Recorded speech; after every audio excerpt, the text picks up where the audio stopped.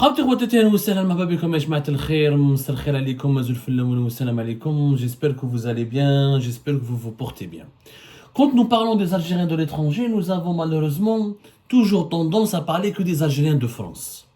Parce qu'effectivement, la plus grande communauté algérienne est présente à l'étranger, est présente en France. On parle de plus entre 3 et 5 millions d'Algériens qui sont installés en France. Si on comptabilise l'ensemble des composantes de la communauté algérienne en France, qu'il y ait les Algériens, qu'il y ait les Français d'origine algérienne, qu'il y ait les Algériens nés de parents algériens installés en France, qu'il y ait les Franco-Algériens, qu'il y ait les descendants de Pieds Noirs, qu'il y ait les descendants de Harki, qu'il y ait la communauté algérienne en France, elle est extrêmement variée. Parce que, au sens, on ne peut pas comptabiliser uniquement, on ne peut pas limiter les Algériens de France uniquement aux Algériens qui sont nés en Algérie et qui ont émigré en France. Il y a beaucoup d'Algériens qui sont nés en France de parents algériens et des Algériens qui sont nés en France de parents franco-algériens, ou avec des Français qui sont d'origine algérienne. Donc, on a une grande communauté. Mais au bas mot, elle est entre presque 3 millions d'habitants. Si on élargit l'ensemble si on élargit à d'autres horizons et tous les Français qui ont une relation directe ou indirecte avec l'Algérie, on peut atteindre 5 millions de personnes. Mais il n'y a pas que les Algériens, les étrangers ne sont pas uniquement en France. Il y a une autre, et je crois que moi je le dis, la plus belle communauté algérienne que j'ai eu l'honneur de connaître d'ailleurs, elle est aux États-Unis d'Amérique. Pour moi, la plus belle communauté algérienne installée à l'étranger, elle est aux États-Unis d'Amérique. Allez, parce que les Algériens de France, on n'a pas tous réussi en France, on n'a pas réussi énormément. Les Algériens de France, malheureusement, on est il y a beaucoup de problèmes politiques et des faits de délinquance, beaucoup de pauvreté, beaucoup d'Algériens en France qui dépendent des aides sociales. Le nombre d'Algériens et l'ascension sociale des Algériens en France, elle n'est pas exceptionnelle. Il faut dire la vérité, quand on y est en France, je vois beaucoup de nos compatriotes souffrent énormément. Des perspectives économiques ici en France sont très limitées. Oui, nous avons des médecins algériens, oui, nous avons des ingénieurs algériens dans plusieurs grandes sociétés françaises, oui, nous avons quelques commerçants algériens qui ont réussi en France, mais ils ne sont pas représentatifs de la majorité de la population algérienne. Non. La majorité de la population algérienne installée en France, le RSA, le revenu minimum, les aides sociales, Pôle emploi, les tribunaux français, les Algériens, les prisons françaises, les Algériens. Il y a des problématiques d'intégration et même les Algériens en France souffrent sur le plan social. Par contre, aux États-Unis d'Amérique, nous avons une petite communauté. D'après les investigations menées par Algérie Part, nous sommes à plus de 40 000 Algériens identifiés, inscrits au niveau du consulat, au niveau des services consulaires d'Algérie aux États-Unis, notamment le consulat général d'Algérie à New York. À 10 000, on estime que les sans-papiers algériens aux États-Unis sont à 10 000. Bon, c'est des chiffres qui ne sont pas très exacts. Je pense que les sans-papiers algériens aux États-Unis sont plus que 10 000. Je pense qu'ils pourraient même être 20 000. Et quoi qu'il arrive, nous avons une petite communauté. Il y a entre 60 000, 50 000, 60 000, maximum 70 000. Maximum 70 000 dans toutes les États-Unis d'Amérique. Elle est beaucoup moins importante que la communauté algérienne au Canada, notamment au Québec, qui pratiquement dépasse les 100 000 habitants. Mais bon, c'est une petite communauté, mais c'est une communauté où il y a beaucoup de réussite.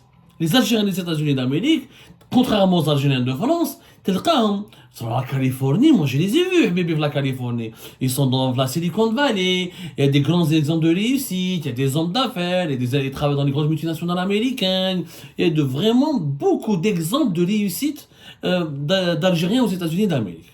Comme sincèrement, nous avons une communauté structurée, intéressante, une communauté formée par des gens très intelligents, beaucoup d'élites, beaucoup de success stories, notamment dans le monde des high-tech, la Californie, ou la New York, Boston, dans les universités américaines, dans les sociétés américaines. Bien sûr, il y a des Algériens aux États-Unis qui sont taxieurs, qui sont livreurs, ça existe ça aussi. Mais c'est une communauté où il y a plus de réussite sociale, où les conditions de vie des Algériens aux États-Unis sont meilleures, clairement meilleures, et aucune comparaison possible avec les Algériens de France. Mais maintenant, cette communauté, malheureusement, elle est victime d'une escroquerie. Moi, aujourd'hui, ça fait longtemps que nous avons voulu dénoncer cette escroquerie. C'est une escroquerie à proprement parler, et qui malheureusement sabote le développement des relations algéro-américaines. Cette escroquerie s'appelle le Conseil d'affaires algéro-américain, l'USABC.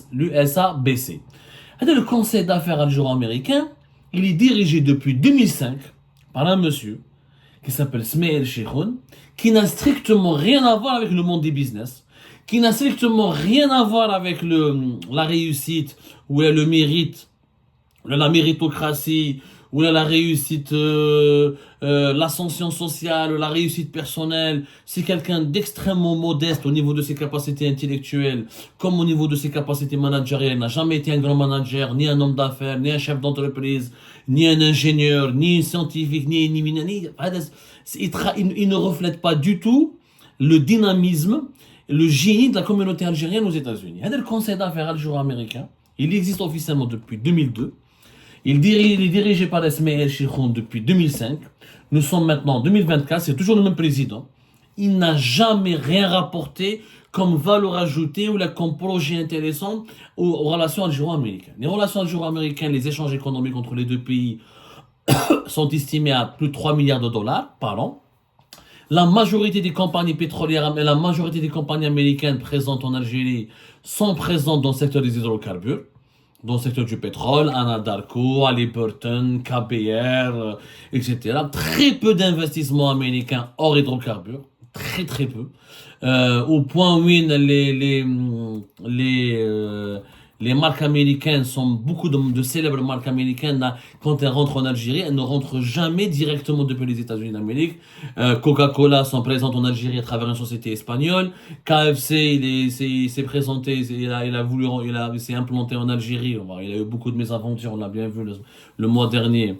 Le mois d'avril dernier, à travers une société libanaise, mais appartenant à des Libanais et des Émiratis, mais très peu de sociétés américaines. Ford a essayé de s'implanter en Algérie, elle n'a pas réussi. McDonald's, il a essayé de s'implanter en Algérie, n'a pas réussi. Malheureusement, pour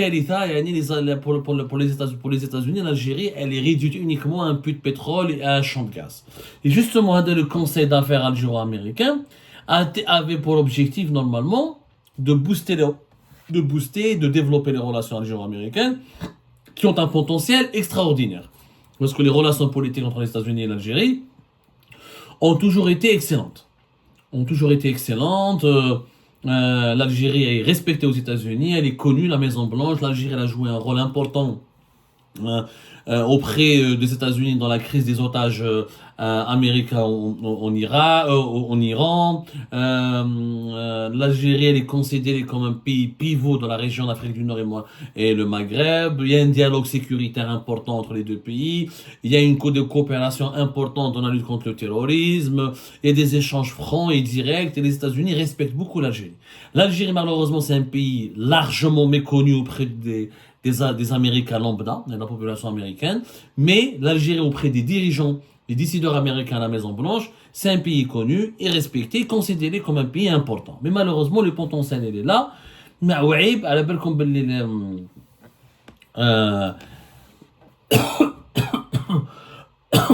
les États-Unis sont considérés que parmi les 3 plus importants investisseurs dans le continent africain. C'est plusieurs dizaines de milliards de dollars que les États-Unis d'Amérique investissent chaque année. Les États-Unis, par exemple, ont annoncé en 2022 un financement de 55 milliards de dollars sur 3 ans pour l'Afrique, notamment dans beaucoup d'investissements dans le domaine dans plusieurs pays africains. L'Algérie n'en profite pas de ces investissements américains. Après la Chine et l'Union européenne, les États-Unis d'Amérique, c'est le 3e plus important investisseur sur le continent africain. Mais pour les échanges, il y a 3 milliards. Ouais, parce qu'il y a une coquille vide, c'est le conseil d'affaires algéro-américain. هذا سمايل شيكون يا جماعه اللي حاكم هذا الكونساي انت كي تشوف هذا واحد بريزيدون دو كونساي d'affaires algéro-américain. Tu dis c'est quelqu'un qui a réussi aux États-Unis, qui a un grand ingénieur, un scientifique, quelqu'un est vraiment bien réseauté, bien introduit dans les cercles des dirigeants américains, c'est quelqu'un qui a une brillante carrière, mais qui est ريح في الشبك. خضره فوق طعام, et vous allez comprendre comment et pourquoi la communauté algérienne aux États-Unis n'arrive pas à se développer.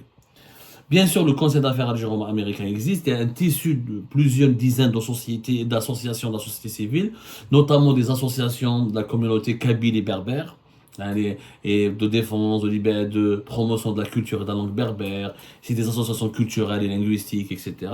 Qu'il y a une association des Algériens, la Californie, il y a des associations locales, parce que les Algériens sont présents aux États-Unis dans les grandes villes essentiellement, San Francisco, Los Angeles en Californie, Boston, New York, Chicago, dans les grandes villes dans lesquelles les Algériens sont fortement présents.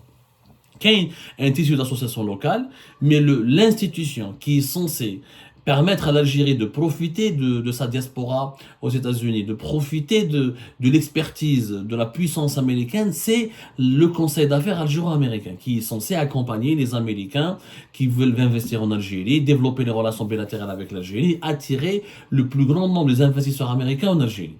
Khortaïf el-Festi, ça n'a jamais réussi. Pourquoi? Parce que le président Taha, Ismaël Chikoun, Aslan Mouchikoun, c'est un médecin généraliste. Déjà, c'est un médecin généraliste qui a immigré aux États-Unis d'Amérique vers les années 1996. Il a commencé dans la boulangerie et la pâtisserie.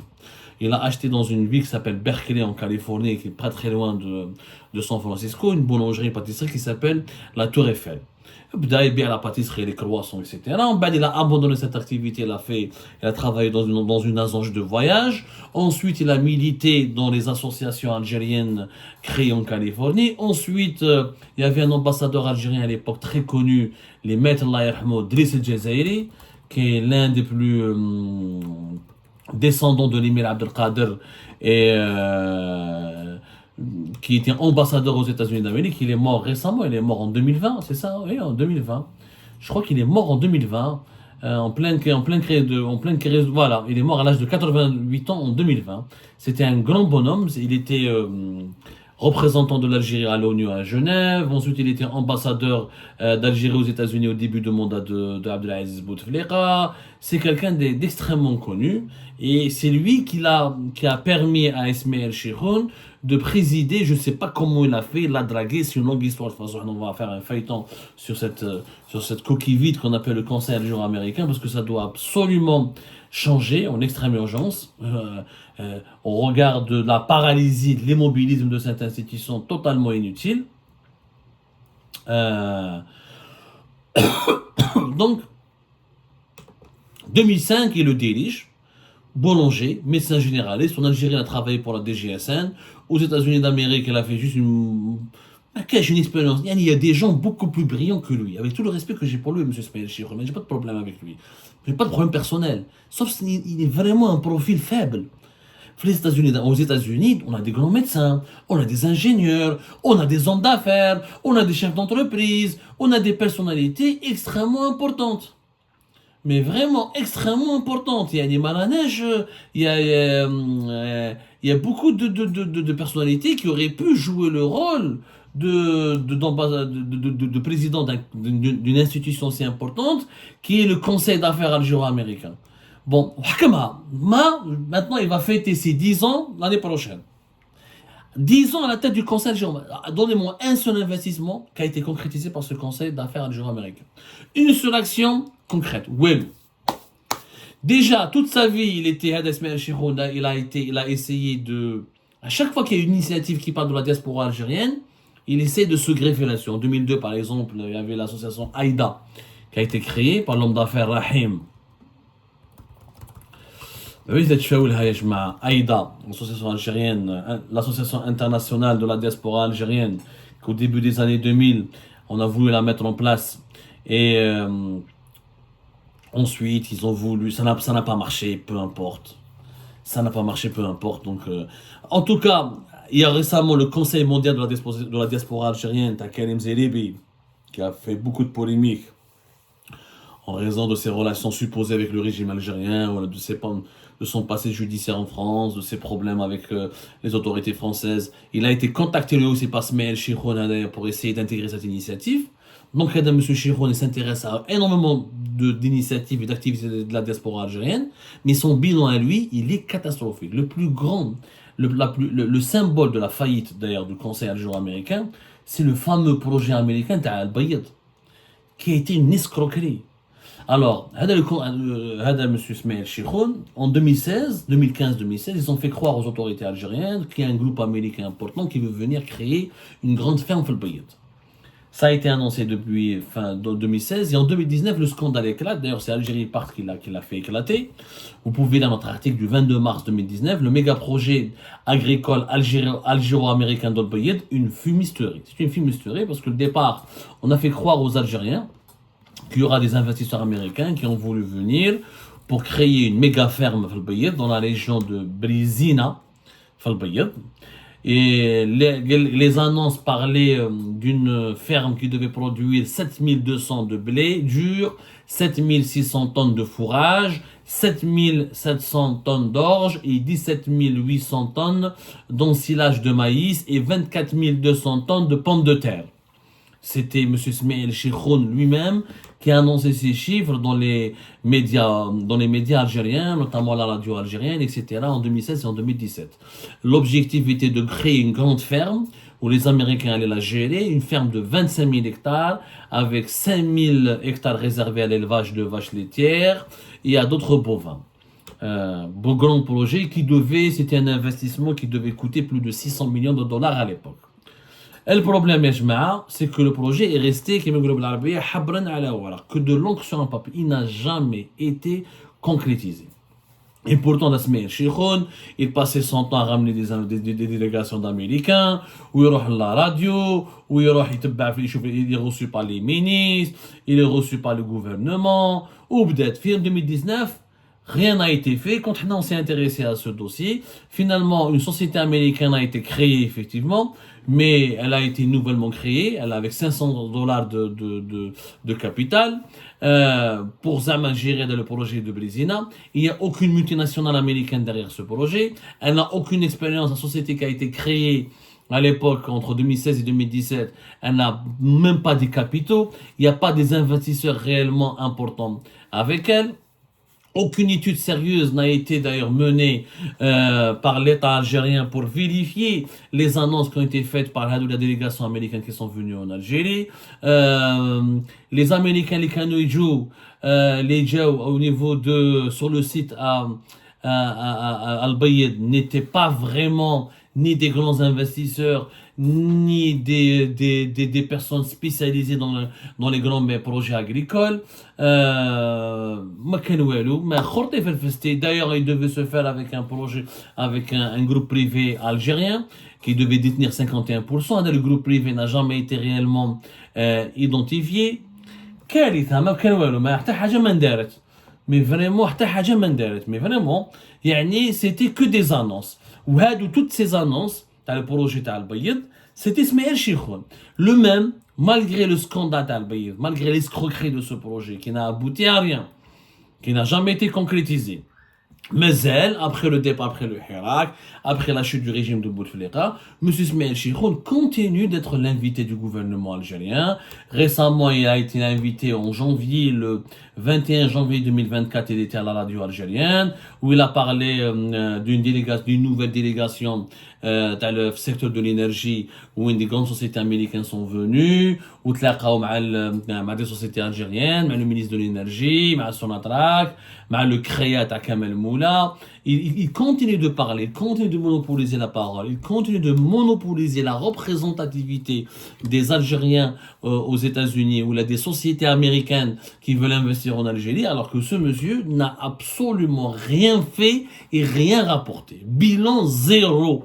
Zéro. Le grand scandale Al-Bayed, normalement après le scandale Al-Bayed, où une société imaginaire, des investisseurs imaginaires, ou aucune réalisation sur le terrain, on va devoir calmer plus tard, non, on a été mal compris, on voulait créer une commission d'experts d'abord, qui va tu annonces un investissement important, une commission d'experts.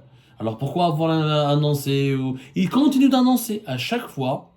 Il parle, la ligne Alger-New York, il passe son temps à s'exprimer là-dessus, les investissements de Chevron, d'ExxonMobil, de Chevron, il s'exprime là-dessus, il s'exprime sur tous les sujets qui le dépassent. Franchement, tous les sujets qui le dépassent. Maintenant, nous constatons avec regret que, est-ce qu'il est normal qu'une institution importante comme le Conseil algéro-américain soit monopolisée, dirigée par quelqu'un qui est en poste depuis 10 ans? 10 ans, avec un bilan extrêmement médiocre. Et avec un bilan extrêmement faible. Est-ce que cela est normal?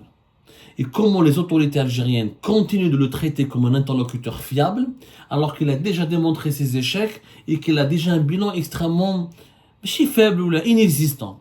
Je me demande comment le personnage peut encore se prévaloir de la qualité de président du Conseil d'affaires algéro-américain. La communauté algérienne aux États-Unis réclame du changement. J'en ai parlé à plusieurs de ces acteurs. Ils réclament du changement. Ils réclament le remplacement de ce monsieur. Ils réclament de nouveaux visages, de nouveaux leaders, une remise en cause de la gestion du Conseil d'affaires algéro-américain.